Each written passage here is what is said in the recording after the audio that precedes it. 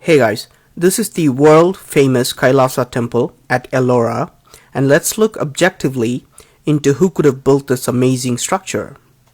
By the end of this video, I hope you will agree with me that our history is completely wrong and that this temple was built by a very advanced civilization. What's so special about this temple?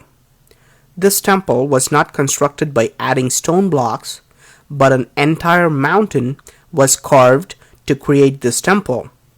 This is the only temple in the whole world where a mountain was cut out from the top to create a structure. In all other temples and caves, even in Ellora and rest of the world, the rock was cut from the front and carved as they went along. The whole world has followed a rock cutting technique called cut-in monolith, while Kailasa Temple is the only one that has used the exact opposite technique called cut-out monolith. To see why this rock cutting technique is so different, let's take a look at this pillar that's over 100 feet tall. Notice how small human beings look when compared to this pillar. Normally, to create such a huge pillar, it would take years of work carving accurately on a huge rock. But this pillar was carved by scooping out all the pieces of mountain around it. You can imagine the amount of rock which has been removed to create this pillar. Historians and archaeologists are confused because of the sheer amount of rock that was removed in this temple. Archaeologists confirm that over 400,000 tons of rock had to be scooped out, which would have taken not years but centuries of human labor. Historians have no record of such a monstrous task, and they think that this temple was built in less than 18 years. Let's do a simple math and see if historians could be right. I'm going to assume that people worked every day for 18 years and for 12 hours straight with no breaks at all.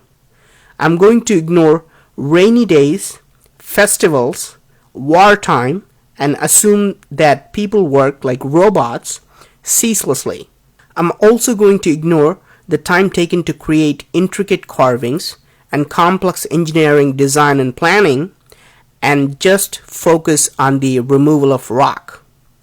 If 400,000 tons of rock were removed in 18 years, 22,000 tons of rock had to be removed every year. This means that 60 tons of rock was removed every day, which gives us 5 tons of rock removed every hour.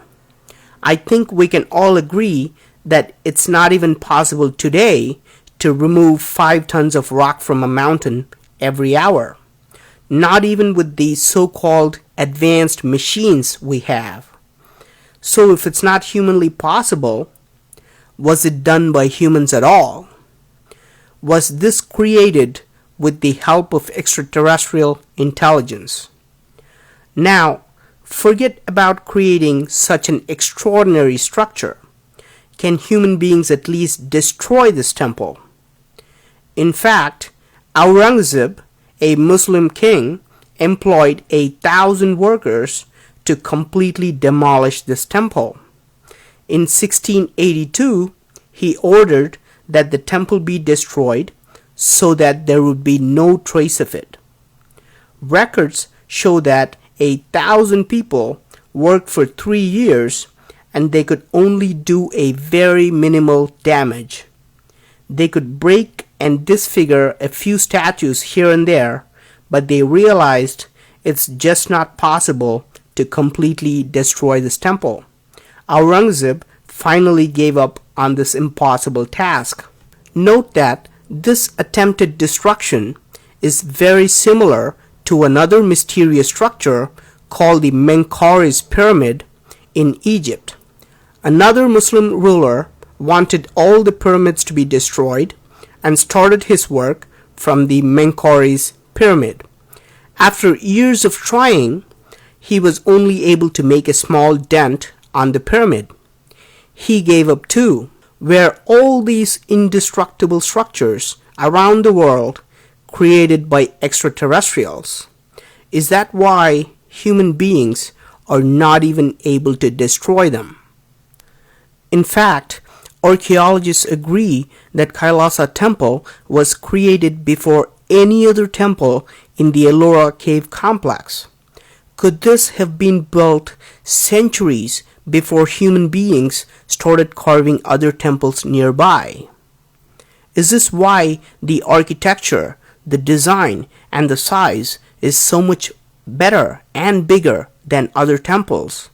If it was built by humans, it's logical to expect that the rock-cutting techniques and design would become better over time.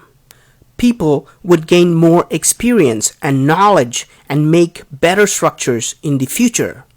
However, the Kailasa Temple is the oldest and the biggest temple carved with engineering perfection. Unlike other temples, the Kailasa is the only temple that's visible from the air. Out of 34 temples, all carved side by side, Kailasa Temple stands out and you can see it while flying over it. Is this just a coincidence? Or was it designed for people to see it from the air, like Nazca Lines of Peru? Even on Google Earth, the aerial view of Kailasa Temple clearly shows an X mark. This is how it looks from the top, and you can see a circular design that is studded with 4 lions that create this huge X mark.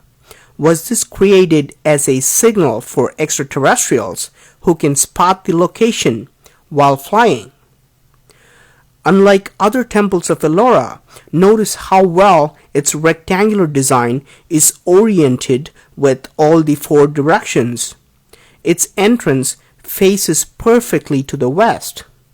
Is this another coincidence too? Unlike most other temples of Ellora, this temple has bridges that connect towers, rainwater harvesting systems, drainage systems, hidden underground passages,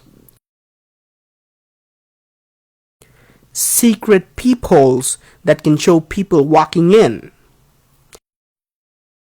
elaborate balconies in different areas, and complex stairways that connect multiple levels. And all of this had to be planned accurately before they started carving the mountain.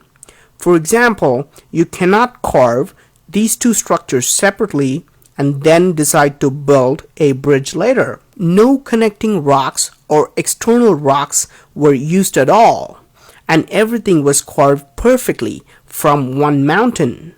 Do you still believe that this was done with chisels, hammers, and pickaxes by people with limited mathematical and architectural knowledge? I hope we can all agree that the Kailasa Temple was built by a much advanced civilization, whether it originated in Earth or elsewhere.